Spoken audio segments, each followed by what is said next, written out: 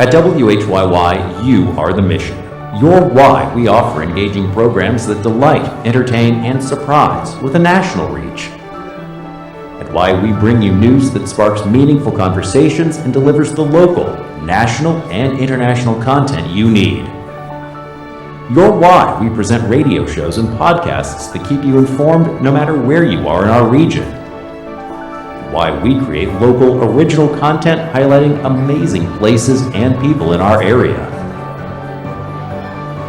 Because of you, we bring our community closer through neighborhood conversations and vibrant, inclusive events. And why we nurture next generation curiosity, partnering with local schools to teach students essential storytelling skills. Your why we're able to bring you programs and perspectives you won't find anywhere else. And your why we can. Your why.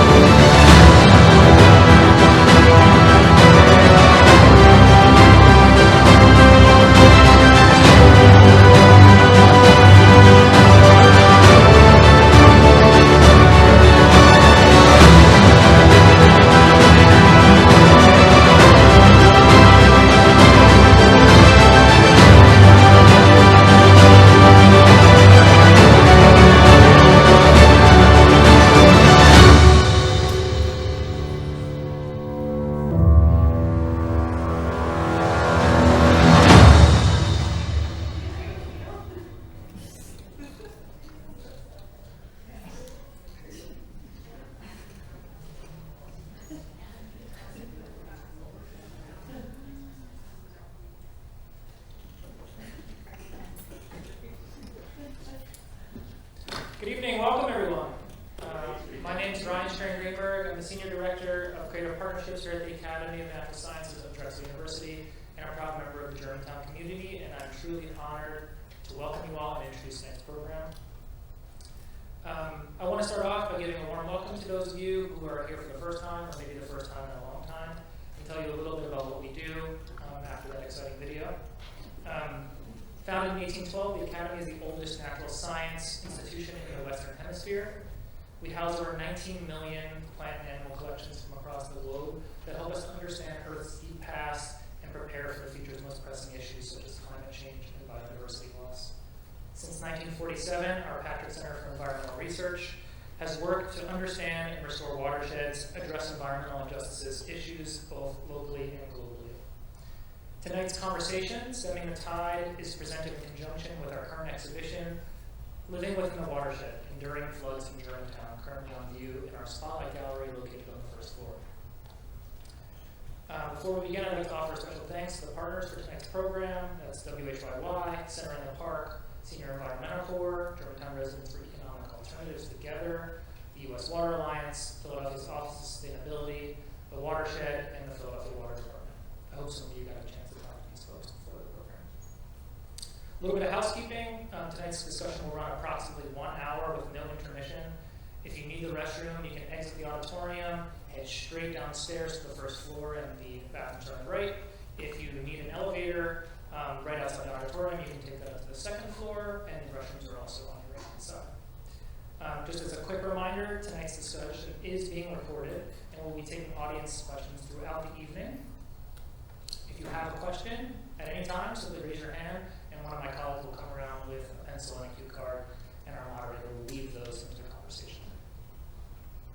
Tonight's conversation, Stemming the Tide, brings together city officials and community organizers who are actively working to address the persistent challenges facing Germantown. Before we welcome up our panelists, I'd like to get us started by sharing a bit of background to help set the stage for tonight's conversation. So Philadelphia was once covered by nearly 300 miles of creeks and streams. These are tributaries of what we know today as the Delaware River watershed. These streams were central to the beliefs, worldviews, and practices of the indigenous Lenape people who lived for thousands of years across the watershed and beyond. And whose enduring relationship to these watersheds is deeply tied to sustenance, fellowship, stewardship, and ceremony. These streams also supported vibrant ecosystems and served critical ecological functions like natural stormwater management. In the 17th and early 18th century, Germantown was known around the world for its industrial mills. Sites across Germantown borough relied heavily on the historic Maine-Hocking watershed to power the production of textiles, grains, and paper. Rittenhouse Town, pictured here, runs along the Maiken Creek and was the first paper mill in British North America, supplying the sole source of our paper for over 40 years. Beginning in the late 19th century, Germantown's Hocking Creek was gradually channeled into an underground sewer.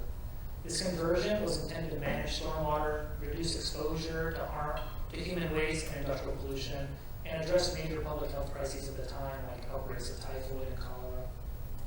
The stream to sewer transformation took over 50 years, utilizing the landscape's natural features and topography to move water and waste to the newly constructed sewers.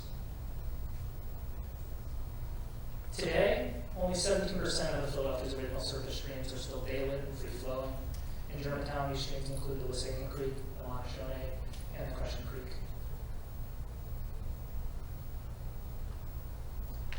So, what does this all have to do with flooding? If you take a look at the map behind me, the map overlays the neighborhood's historic streams onto a contemporary map of Germantown and East Mount area neighborhoods. The stars on the map represent the intersections that are most prone to flooding today. What's striking here is that many of these flood-prone intersections align so closely with the parts of the historically Hocking watershed. So this is the point where it's vitally important to understand how this flooding actually happens in Germantown. You should note that flooding can happen in a variety of ways, and the type of flooding we're talking about here tonight is referred to as infrastructure flooding or urban flooding. This happens primarily during large storms when underground sewers can become quickly overwhelmed, flooding water into streets and properties. Flood water can back up out of storm drains, utility holes, plumbing fixtures, such as toilets or basement drains. This can result in damages to homes and businesses, costly emergency responses, and in extreme cases, loss of life. The diagram on the slide behind me illustrates this step-by-step process for how this flooding takes place. Certain parts of the neighborhood are situated in the basin of the Wissahickon Valley, and during larger storms, surface flooding can occur as seen here, or more insidious flood events inside people's homes flooding their basements. The repeated inundation can be inches or feet of water depending on how significant the storm is and where you're located in the neighborhood. Of course, this repeated water infiltration can result in negative health impacts, damage personal items, and utilities of a home, and even affect the foundation of a property. To provide a sense of the deep frustration and confusion of many of the Germantown residents feel, I'll quote Rosalind McElvey, an East Germantown neighbor directly affected by flooding. My sidewalk is collapsing, so is the front of my house, then the next house, and the next house. And the city keeps telling us it's our problem. I'm hoping we can get a government that understands about environmental change. In his 2024 interview, Rosalind spoke with conviction about the impacts of these repeated flood events, not just the physical damage to homes, but the emotional strain it places on her and individuals in her neighborhood. Today, parts of Germantown are most at risk in the country when it comes to infrastructure-related flooding. According to a recent National Flood Risk Assessment by the First Street Foundation, Philadelphia is projected to see a 450% increase in the frequency of severe storms and what they refer to as 100-year flood events over the next 30 years. As Germantown continues to contend with the impacts of climate change, community members continue to seek support to understand, prepare, and recover from ongoing flood events. Despite these kinds of climate change projections, neighborhoods like Germantown often fall outside the boundaries of national floodplains. In order for federal recovery resources to be deployed through organizations like FEMA, it requires a presidential disaster declaration. Flood maps like the one behind me also create the misperception that homes in the neighborhood are safe from flooding. It's vitally important to note that Germantown residents can elect to carry national flood insurance, which is a separate policy from a standard homeowners or renters insurance. From our work in Germantown, we know that the cost can be a barrier to carrying this insurance for neighbors. So the question is, how is Philly preparing for floods in a changing climate? And with that, I'd love to invite our esteemed speakers to the stage to help us explore this question further. Please join me in giving a warm welcome to WHYY's host, Maiken Scott, and the rest of the panel.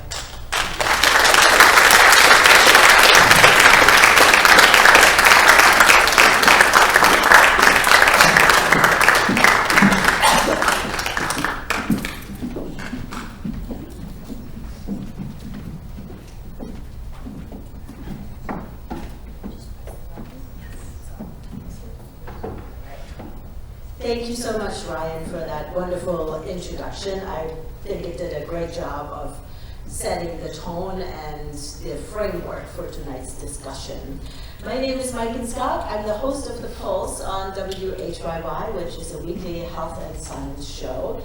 And we talk about all kinds of issues, but certainly flooding and environmental impacts have become more important.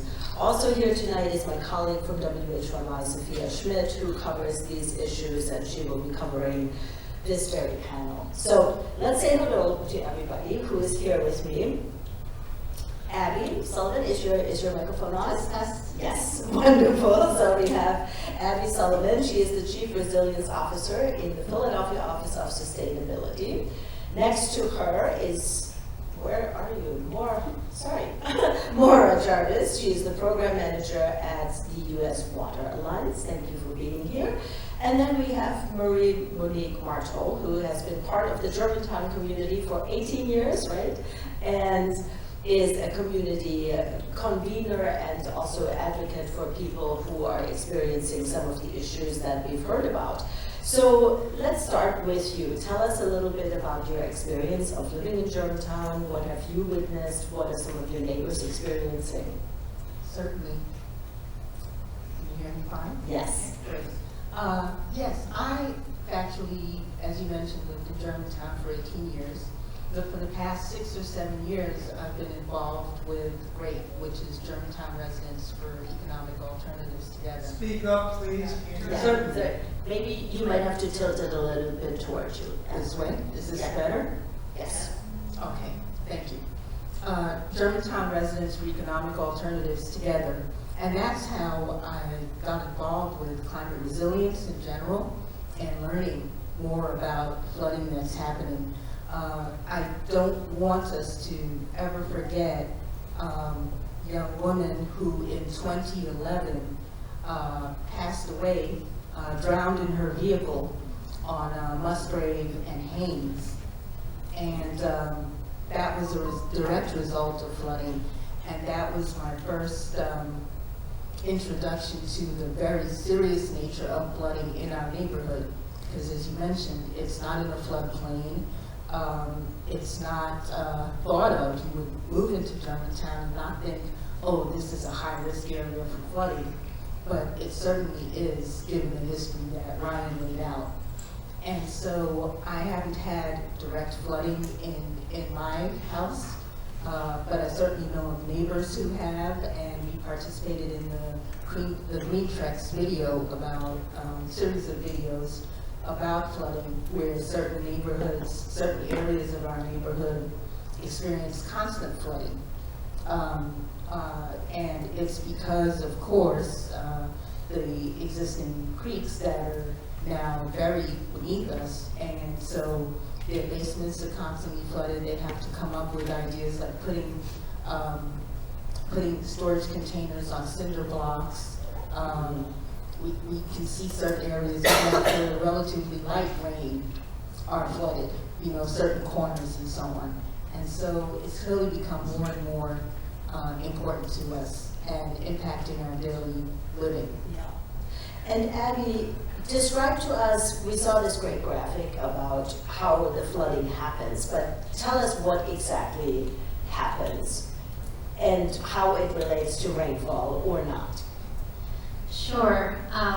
Yeah, I think there's a really important distinction in the kinds of flooding that we see in Philadelphia, and unfortunately we have almost all kinds of flooding here, right? So we have that sort of typical flooding you would think of, riverine flooding, where there's a rain event, the water falls, it goes to the river, it overtops its banks.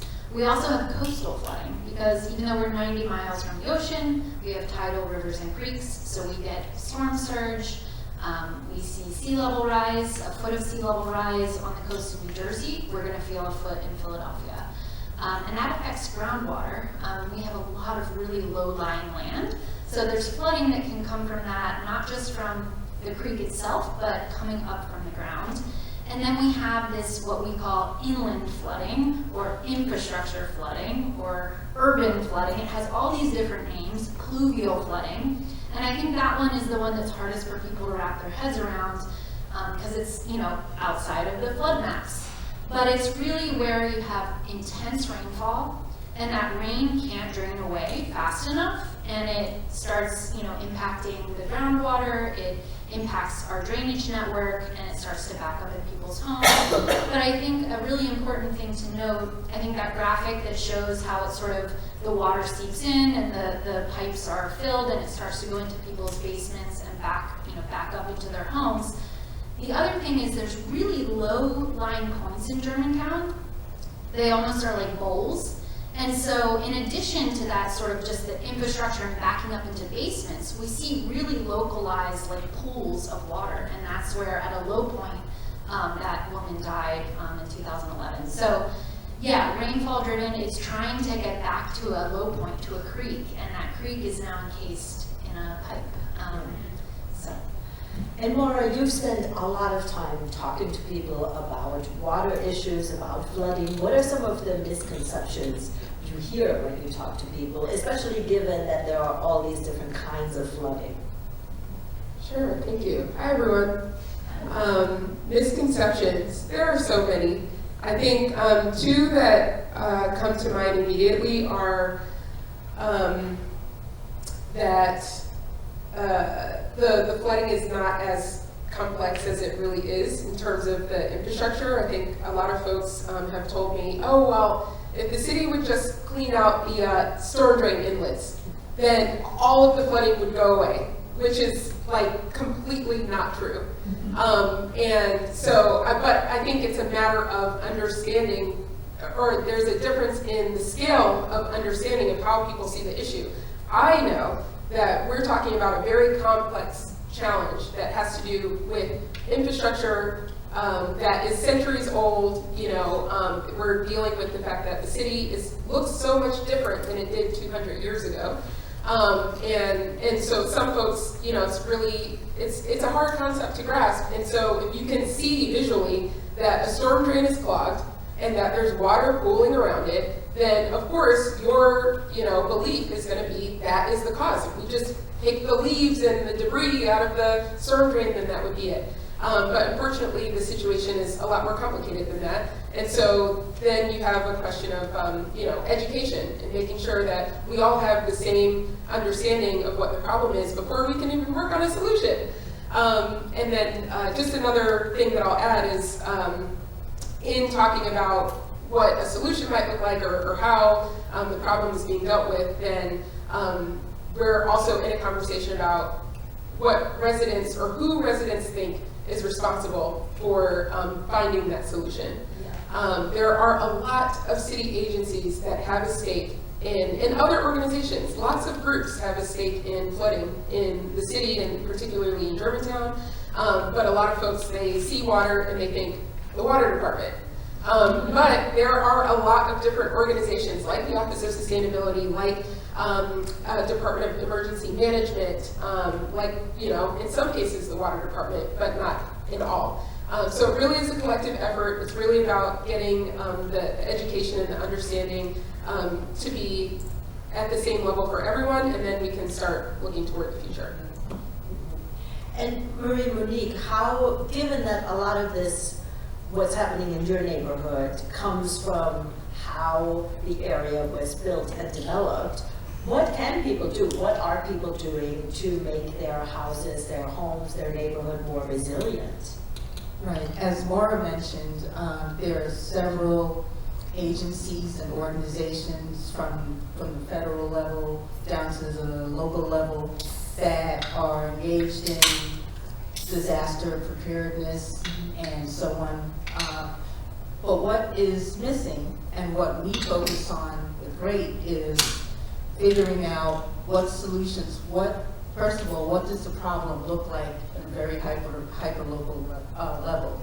So on your block, in your building, in your apartment building, what does flooding look like?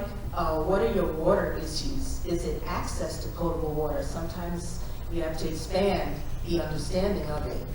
And we also believe that neighbors, everyday citizens, everyone has something to contribute to solutions. And those solutions have to be community driven if they're to be effective, and also built on trust developed between neighbors. And so ultimately we see lots of examples of communities not being saved by these various levels of government agencies and ultimately having to turn to one another. And so that is the basis of our planning and community organizing around, given the scope of climate change and climate crisis that's happening, which includes increased severity and frequency of storms. And so we focus on learning together.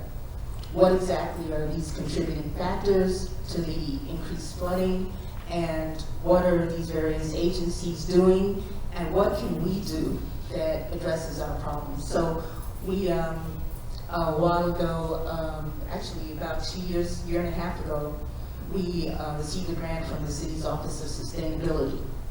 And that was the start of our work around flooding and potable water access. And we came up with the concept of community connectors. And those are people on your block or in your building who naturally connect with the go-to person or the person who knows what's happening on your block. And so they're natural leaders and organizers of their neighbors. And utilizing that pre-existing strength in our neighborhoods, we had people connect with their neighbors on their block and speak about what does it look like on our block. What do we have to focus on? Or in our building, we had 3 community connectors, one of whom is here, Christina. And Christina chose to work with older adults who are in an independent senior living apartment on her block. And they started with talking about their stories, their experiences related to water, related to flooding, related to lack of access to potable water, and reflecting on that history, because those stories mean so much. Yeah. They provide us with solutions from the past. History informs everything that we do. Another person, Allison, is in an apartment building, and they have frequent water interruptions without notice. And so figuring out how can they store water in a small apartment kitchen. So it sounds like you have to think about what are the issues affecting the people, Yes. and then what do they need, how can we help them? But Well, how can they organize themselves? organize, to help yes, themselves? exactly, to be Yes. prepared. And Abby, what is the city, I know there's lots of things going on, but what are some key initiatives the city has to address flooding, especially if we think about the map that Ryan showed us with the projection for increased rainfall. So what are some things that are happening, and Maura, if you want to weigh in on that as well, what are some people's solutions? Let's start with you, like infrastructure solutions. Sure. Yeah, I guess I'll start by saying, there's a climate resilience team that I work with, and we have a flood resilience program. But that's a team of 2 people. And They do a lot of interagency coordination because a lot of this work is happening at the department level, right? So huge department that's working on this is the water department. Of course, flooding is not just a water department issue. I'd say it actually has a lot to do with planning and zoning and how we develop and how we allow development and what is required when you develop. And that's why we call it inland flooding, because yes, it's very tied to infrastructure, but it also has to do with how we pave over everything. And so we sort of call it inland. I think that helps people think about that flooding being in from the rivers and creeks. But what are some solutions that we're working on? So the water department is doing a lot. They have a climate change adaptation program that is award-winning. They have climate resilient design guidance. So there's new design criteria that are going into future projects that incorporate climate projections. There's department level projects happening all the time, thinking about, protecting things like our airport from flooding. So a lot is happening across departments. But our office is the lead when it comes to thinking about trying to improve regulations, policies that would be sort of citywide. So we work at the citywide scale. We also try to embed climate resilience information into our capital planning process so that the city itself isn't investing in places that are flood prone, or if we have to, because most of the buildings we already own, most of the things we do with capital funds are retrofits. But understanding that if we're, improving something that is in the floodplain, we should be elevating the electrical systems, the utilities, and then we do place-based work. So my team does a lot of work in Eastwick. I wish we had a team that was working in Germantown as well, but we're very small staff. So we do place-based work. We're working with the Army Corps to potentially look at installing a levee. So that's an infrastructure solution. We're also looking at nature-based solutions with John Hines to try to think about reducing flooding in the southwest portion. We have a Lower South Infrastructure Resilience Collaborative with all the the millions of dollars, billions of dollars that are being invested in South Philadelphia with the Navy, the port, Hilco, the stadiums, FDR Park. So that's a collaborative that's trying to think about transportation solutions, but also incorporating flood resilience. So there's a lot happening at different levels. We're also, the last thing I'll mention, because I feel like I'm gabbing now, but we did just meet with the consultant from FEMA last Friday to enter Philadelphia into the community rating system. And we don't know what our score is yet, but depending on your score, you enter at different tiers, and each tier gets people discounts on flood insurance. So hopefully, once we're in that program, and the earliest we would enter is April 2026, that would hopefully make flood insurance more affordable for people, more accessible, because if you are outside of those FEMA floodplains, you're not required to carry it. But it really is, research, study after study shows that that is the key to recovery, because it can be devastating if you lose your heirlooms or lose your car or have your entire basement flood, or heaven forbid your whole house is at risk. Maura, do you want to weigh in on any solutions that are doable or anything that you've seen in your time working on this issue? Well, sure. So I will stay away from the technical stuff and just talk about a little bit more of the community work that we've done. I did also just want to let everybody know that I work for the U.S. Water Alliance right now, but my I don't know, expertise in this area comes from working in the Germantown community and throughout Philadelphia at the Philadelphia Water Department. I worked in their public affairs division for 7.5 years before moving on. And a lot of my work was deeply rooted in Germantown. I am a Germantown native. That's where I was born and raised and where I still live today. And it's a very special place to me, so it means a lot to be able to do work there and speak firsthand about some of the issues that we're dealing with there. And I will say, just from the city perspective and a lot of the work that we did in that community when I was working there, and still to this day, is, okay, we know that there are infrastructure solutions. I feel like that word is so weird because it's like solution, okay, now the problem's gone. But, it's a very complicated thing. But either way, we're working on strategies to address the flooding in terms of the technical infrastructure. There's a whole other side of that because those things will take years. They will take decades, you know, even, and lots of planning. And in that time, there are still people that are looking at us and saying, what do you have for me right now? I am dealing with this being inundated. Some folks, they have repetitive loss because it happens over and over again. And they're saying, what are we doing about the flooding right now? And unfortunately, it's not something that, you know, can just go away in the short term, but certainly, you know, I think something that the water department was very dedicated to is trying to build relationships with the community so that when we're talking about, when we have a feasible solution or strategy or whatever you want to call it in mind, then we're working with the community on that, on what the future looks like for Germantown. And in order to do that, you need to have a trusting relationship between the community and city government. And I mean, can we just be real for a second? Like, that's not always the case, you know? So I think the biggest thing that we've been doing is just trying to repair relationships from the past, you know, that there have been folks who feel like they've been wronged. They are hurt.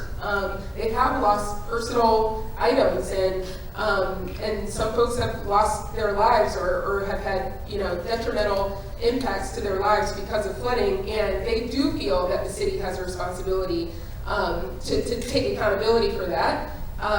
And so there's broken trust there. There is a lack of connection and communication. And so something that we had been working on for a while is really just trying to be more in touch with the community and understand what their feelings are, and in the short term, what we can do to tap into that community resilience, so that right now we can feel a little bit of hope towards the challenge. So just to wrap things up, I will say, you know, some of the initiatives that we worked on in recent years is actually a sort of restorative and creative project that we call wing hocking. But usually when you say wing hocking, it's not an English word, it's a Lenape word. And so people are like, what is that?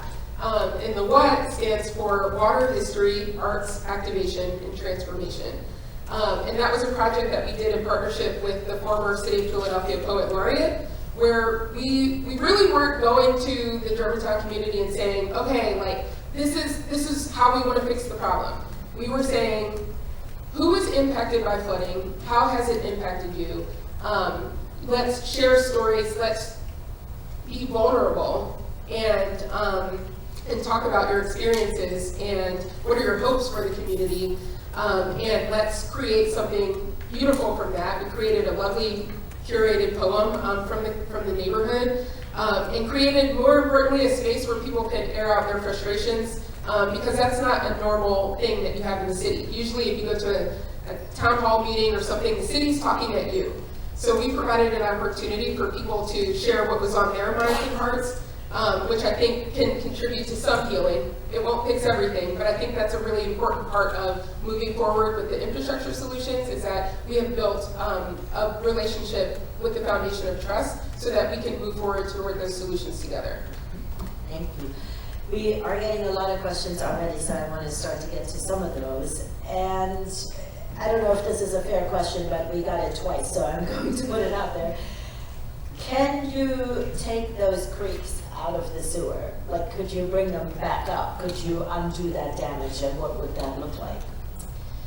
You can. It's called daylighting. Yes, somebody knew that, but you really can't do it unless you're at the edges, though, right? Because you can't just take part of the sewer system or the drainage system and turn it back into a creek. So it has to be at the edge.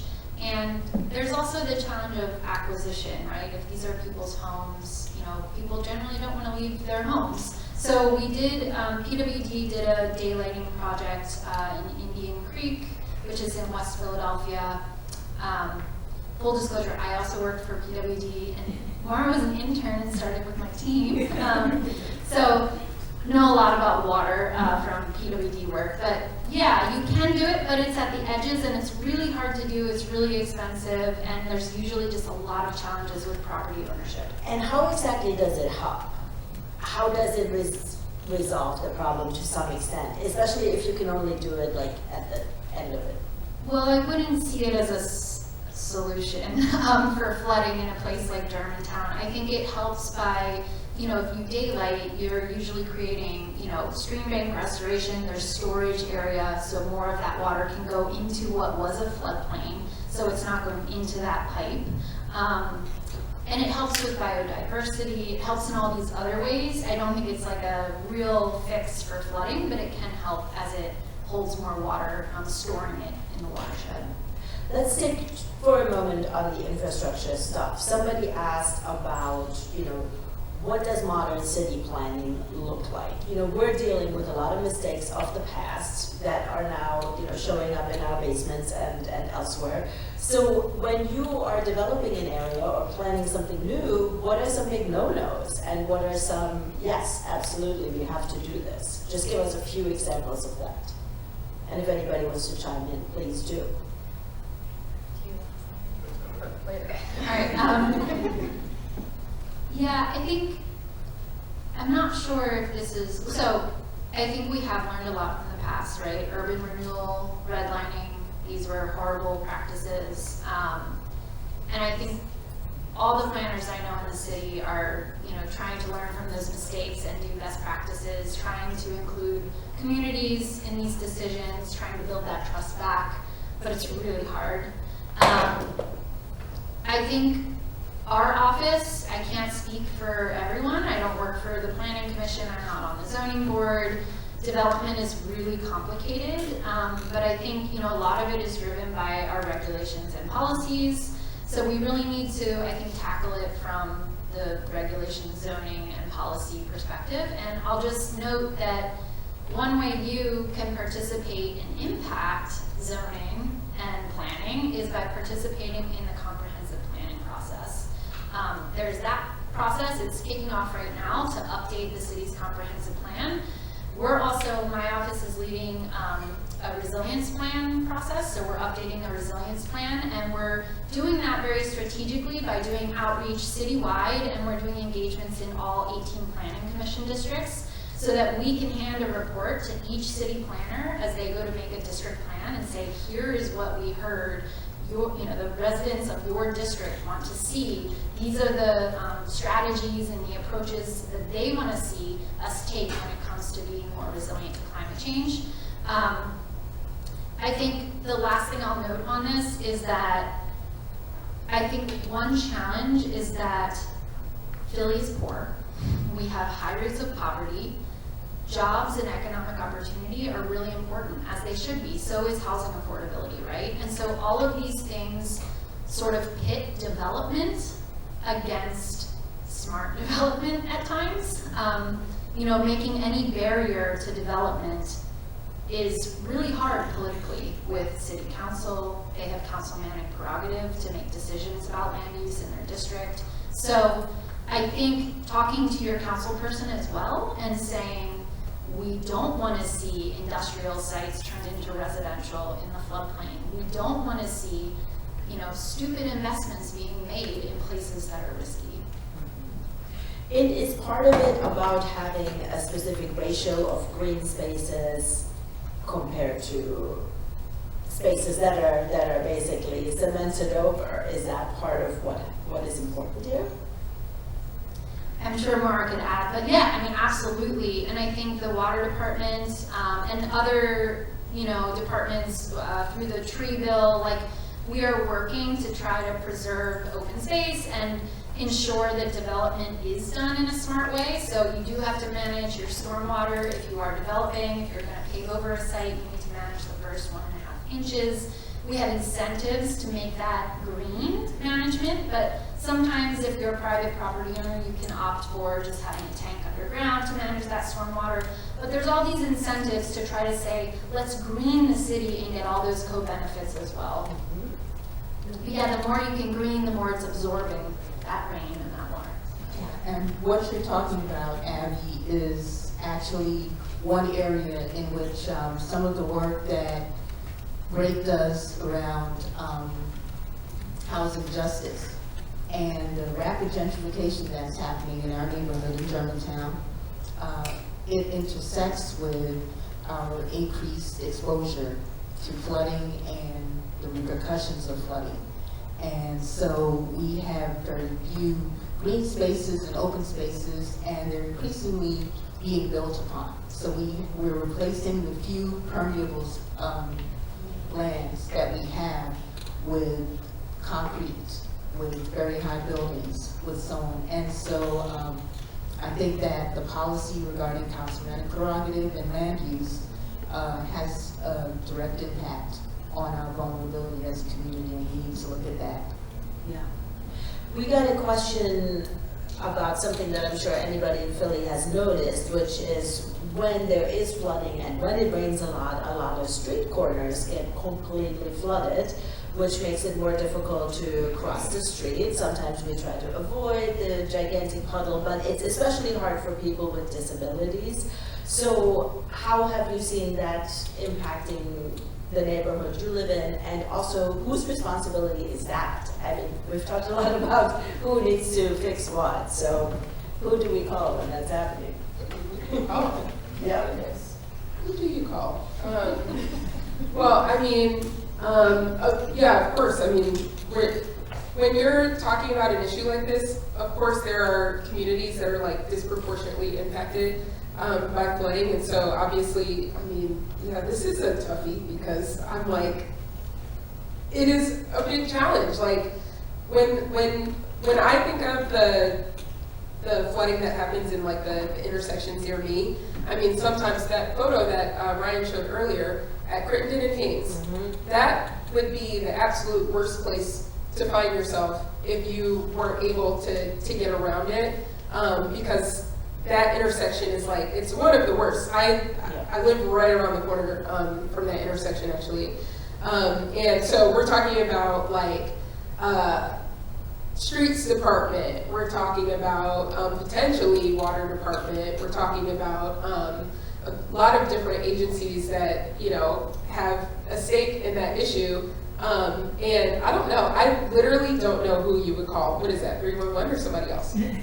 I think you could do 311, but I think you would call the water department first to check on the inlets in the area. I mean, really good distinction that you can't just clean a storm drain and fix the flooding in Germantown, but in some cases, there are clogged storm drains. Yeah. I think especially in places that aren't super low-lying. So I would call PWD first, I think, just to get people out to check on that inlet. And I forget how many hundreds of thousands of inlets there are in the city, but like, you know, it's not your responsibility to clean the inlet and like pick up all the leaves on the street, but it does help. Like, you know, we are a community. So I think there's always campaigns at the water department like, please consider picking up your leaves and like cleaning the storm drains, because it's a lot. There's hundreds of thousands on every street corner. So yeah, I mean, I think the accessibility issue, I mean, that's huge. I think we'd love to hear where those places are. If people are struggling, I think we could elevate it, but we first have to know about it. So definitely let the city know, either through 311 or through, you know, calling the water department directly. And how do you encourage, when you do your work in the community, how do you encourage people to report issues, to be in touch, to be a little bit of a nudge? You know, sometimes in Philly you have to nudge quite a bit to get something done, so. Right. We haven't gotten to that point. We're learning the system and the avenues along which we can leverage our power as citizens. I think, though, that it's really critical to zoom out and look at a couple of demographic facts. One, Germantown, well, Philadelphia in general has the greatest concentration of older adults of the 10 largest cities, and is projected to be so well into the next 30 years or so. And so it sees having a disability lens in urban planning in fixing up curb cuts or building in curb cuts will not only affect, and Germantown has a great concentration of older adults, for sure. And those older adults are largely poor and of racial minority status. And in the poorest city of the 10 largest cities, which is Philadelphia, that means a lot in terms of translating into political power. And we've seen water issues played out time and time again in poor Black neighborhoods and cities. We have Flint, Michigan still going on. We have parts of Mississippi. We have, of course, Eastwick right here. And so talking about how we save ourselves is very key. How we organize our power, how we affect electoral politics, how we make small changes. And having that disability lens and planning and infrastructure building will help not only those of us with limited mobility, those of us who are pushing shopping carts, those of us on rollerblades and longboards, those of us pushing carts with babies in them. So it benefits all of us. So if we could have that approach, it would, and a shift in how we look at these things, it would benefit us all. Yeah. Speaking of people getting involved and asking questions and getting involved in being prepared, we got a question from the audience about a community in White Marsh, and I'm sure you can't weigh in on the specifics, but the question is about development happening, the zoning requests are being put in, the community is concerned about more flooding coming in because of this development. So what can residents do? What are some questions, what are some words and terms that we need to know if we're going to a zoning meeting? What do I even ask? Like, what needs to be in place? Because I think sometimes the question is about, do we know the language? Do we know the questions we have to ask? Do we even realize what should be on this plan for this development? Yeah, I don't know that there's, I'm trying to think of terms, but I think you just need to make it clear. You can go to zoning board meetings, and as you know, the city has limited power. We aren't on the zoning board. They actually make the decisions. There's a civic design review process, so you can participate in that. Every neighborhood has a registered community organization where you can participate in the civic design review process, where you get to make your opinions heard. Unfortunately, there's nothing binding with that, but the zoning board really takes, you know, what the civic design review process says. They'll take that into consideration.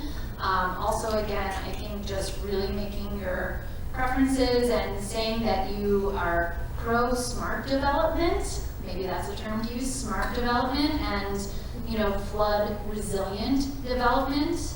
And definitely communicating that to your council people, because again, they have a lot of power when it comes to what does and does not get developed. So even just asking questions like, how are you thinking about flood resilience? Or what is your plan for stormwater runoff? And so on. Just even asking those questions could make a difference. All right. Are people concerned from your conversations, this is another question we got from the audience, about the structure of buildings? When there is repeated flooding, we've seen instances where buildings have crumbled and even fallen because of repeated flooding. So is this a concern? It's certainly a concern. I don't have a specific example that happened in our neighborhood, but again, we go back to this is a city with a high incidence of poverty, having a lot of older homes that have certainly stood the test of time, but were not necessarily designed to stand the test of climate crisis and the increased severity of flooding in our neighborhood. And so that is a concern, especially when people struggle all along just to have their homes kept up, you know. So there's a lot of neglect born out of a lack of resources. And so I would say anything that can bring more resources to citizens residents of our neighborhoods would be important. I know that the city, the mayor's office has different repair programs and so on that may be low interest loans or free and so on. So it's a matter of learning about these things, but also we focus on mutual aid, and that is just the very opposite of charity. It's sharing information about what programs may exist to help shore up our buildings, our homes, and to help people stay in our neighborhood, to be able to stay there because their homes are well taken care of. But again, we come back to the idea of resilience within context of climate crisis. And resilience is not ignoring or putting on the residents or those who are most oppressed. It's not putting the onus on them to correct systemic issues of oppression, systemic inequalities. And so a lot of it comes back to what has been going on for so very long, the benign neglect of neighborhoods when white flight takes place, and property owners are holding on to and neglecting property. So all of that kind of comes together in the situation that we're facing now, public policy as well. So I think we zoom out again and look at where did this begin, what can we actually do about it, and where does public policy and political will come into play. Yeah, of course. Just really quickly, so this is a long-term solution, so a really important point that Maura made, that this is not a quick fix, this is years in the future, like 15 plus years, but the water department is looking into building massive storage and tunnels that would alleviate the flooding in, not completely, and with climate change, you know, there's never a solution that completely solves it, but if they do this project, they're in a planning phase now where they're trying to come up with the basis of design that would then lead to designing the project. They're kicking off the project July 14th to build off of studies that have already been done. And if this goes through, it's estimated to be close to $900 million. It would be, I've heard it said that this would be the largest single infrastructure investment the city's ever made. That might not be, there might be something else, but in any case, it's a big investment.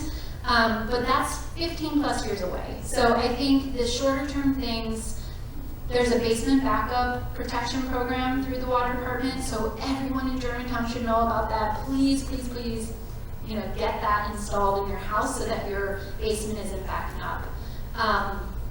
There's also flood recovery dollars coming from Hurricane Ida. There is a program that's just being launched right now called DRIP. I'm forgetting the acronym at this moment, but it's through our Housing and Development Department. And there's also those home repair programs. We have one that we do through our implementation arm, the PHDC, the Philadelphia Housing and Community Development.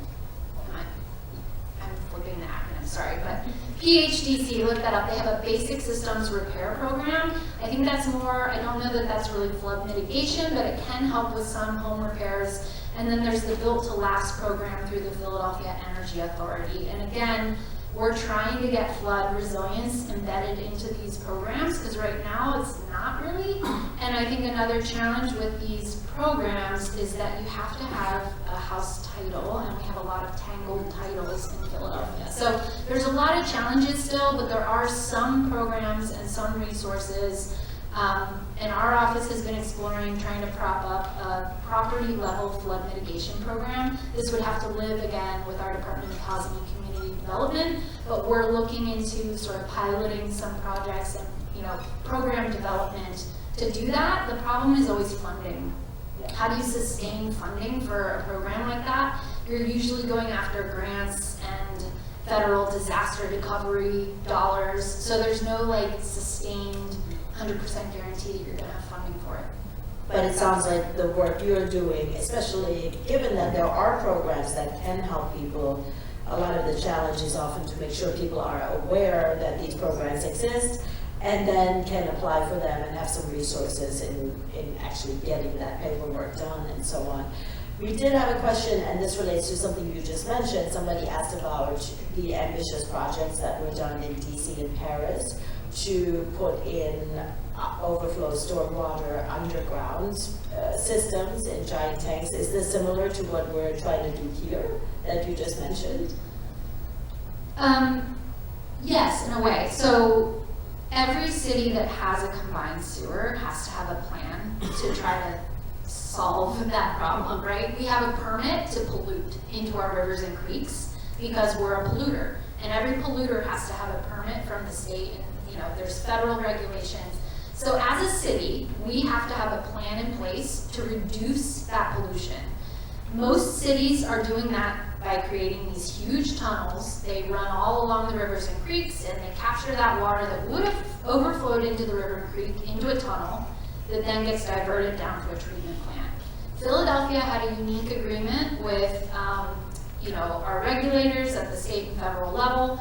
We decided to approach this from a green approach, trying to install green infrastructure as the primary tool for addressing this. We're over 10 years into this program. We've actually met all of our targets, but we kind of went after the low-hanging fruit first, and so it's going to get harder and harder and harder from here on out. And this really was, I think, a really progressive, amazing program trying to do this because green infrastructure, planting trees, rain gardens, has all these other co-benefits. I think what we're learning though is that the maintenance of these systems is costing way more than we anticipated. And so I think we are going to have to do a combination of this underground storage and these above ground green solutions. And so I may be misspeaking, but I believe the work in Germantown was initially, some of those studies looking at tunnels were initially part of that CSO, planning that we were doing. I'll just add that, just to be so clear with everyone, I think it's a distinction that we always have to make and that I think is important to keep making is that there is a difference between stormwater management and flood mitigation. And so these type of projects that Abby just mentioned, and the one that you mentioned, they're more so tied to that issue of the polluting and the water quality, which is like a direct result of the need for better stormwater management. So the way that our sewers work, it's called a combined sewer because wastewater goes in there when you flush your toilet and things like that, and then stormwater goes in there when it rains. And they reach capacity, and they are designed to overflow into our rivers. So there's diluted sewage essentially entering our waterways, and so that's why we have this agreement with the regulators so that over time we're mitigating that.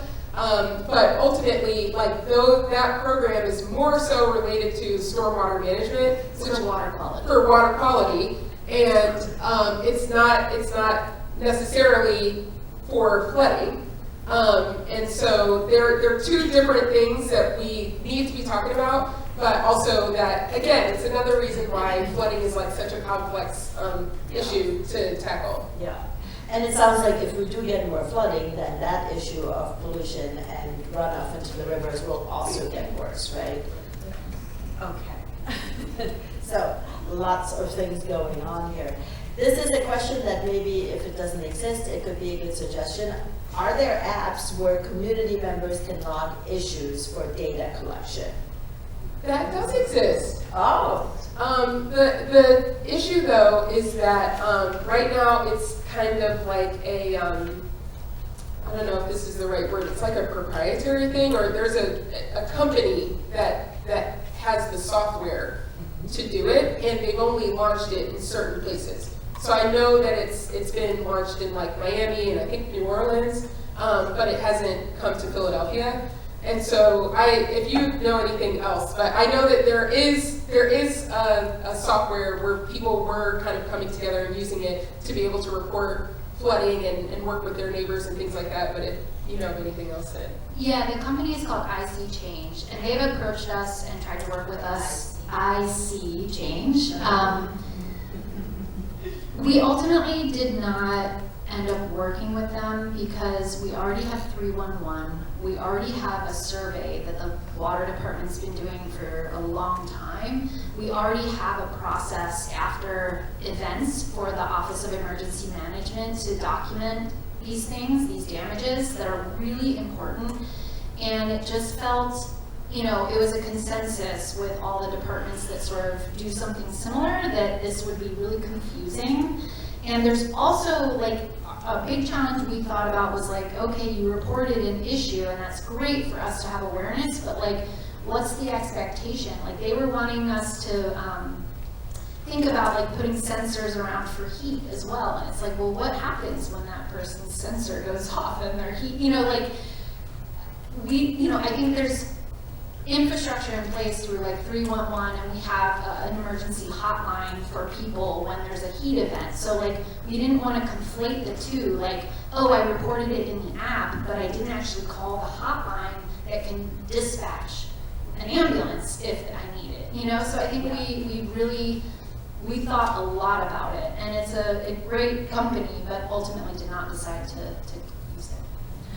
We have to unfortunately wrap up, so as we end our conversation, I wanted to ask each of you to briefly talk about something or a few things that you really want or hope to see in the next couple of years when it comes to flood resilience. Let's start with you, Jen. I'm on the hot seat.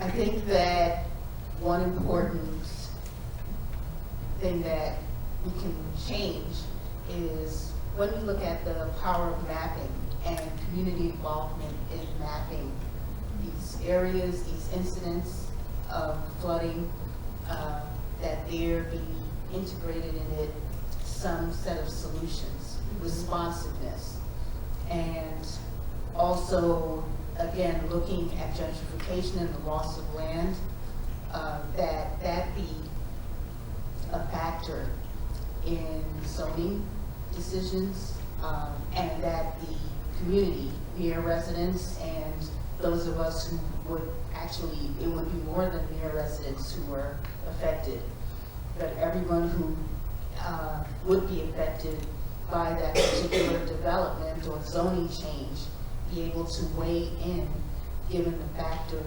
factors related to flooding and to climate resilience. Yeah, thank you. Laura?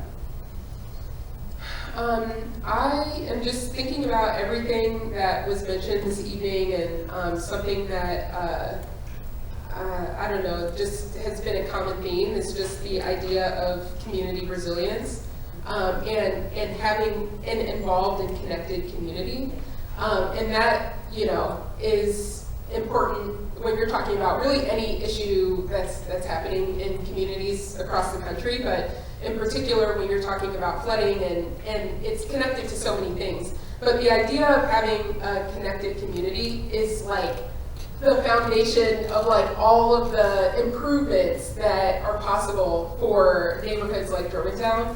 And so I think, you know, Abby mentioned like being a part of the planning process with the planning comprehensive plan, and also like knowing your neighbors. I feel like it's such a rare thing that you would go on really any block and you would know the names of everybody that you live near. And if there is an emergency, that you all have a plan together, that you have each other's phone numbers. You know, these days we're so like fragmented and disconnected that it makes it hard, like when you're already going through something that's so difficult, that you lack that resilience because you aren't working together with the people that are around you.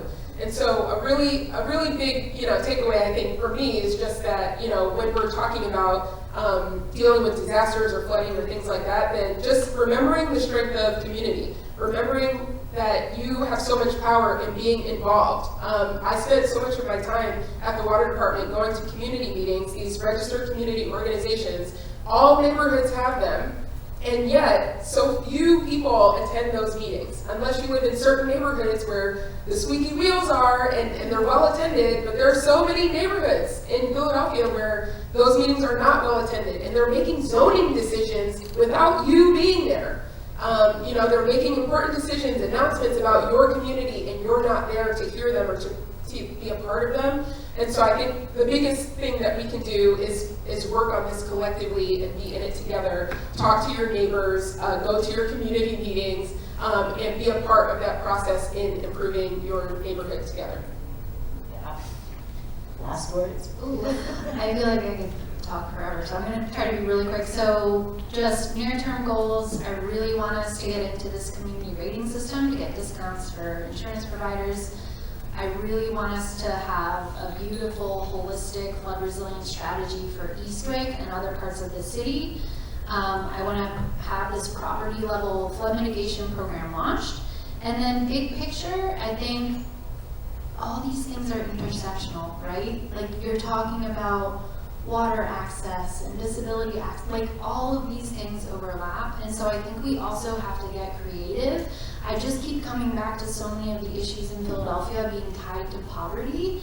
And I just think we need to explore things like universal basic income or reparations, or I don't know what it is, but I think we need to start thinking creatively and broadly and really going for, yeah, big solutions. Oh, don't end on that. Sorry.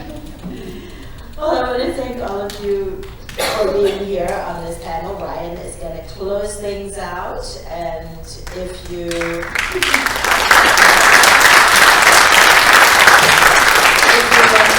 stay in touch with the show that I host, which is The Pulse, you can find us anywhere you get your podcasts or on WHYY, of course. So thank you all so much for your insights and your input, and more importantly, also the work that you do each and every day. So Ryan, thank you. Sure.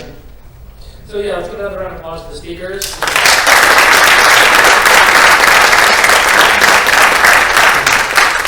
I'd also like to thank each of you for your fabulous questions, for making your way here on one of the hottest days in Philadelphia. So thanks for coming, really. If you didn't have a chance to visit the exhibition on our first floor, please come back and visit us, bring a friend, tell a friend. We're open until November 2nd. Very important, we did record this conversation. It will be on YouTube in the coming days. It will also be streamed on PhillyCam. Please share this with the people who desperately need this. There's critical resources that were shared here tonight, so make sure that you can spread the word. And if you want to learn more about any of the upcoming programs or projects that we have going on here, you can find us at ansp.org or on social media at ACADNATSCI. That's ACADNATSCI. And thank you for joining us. Have a great night. Be safe.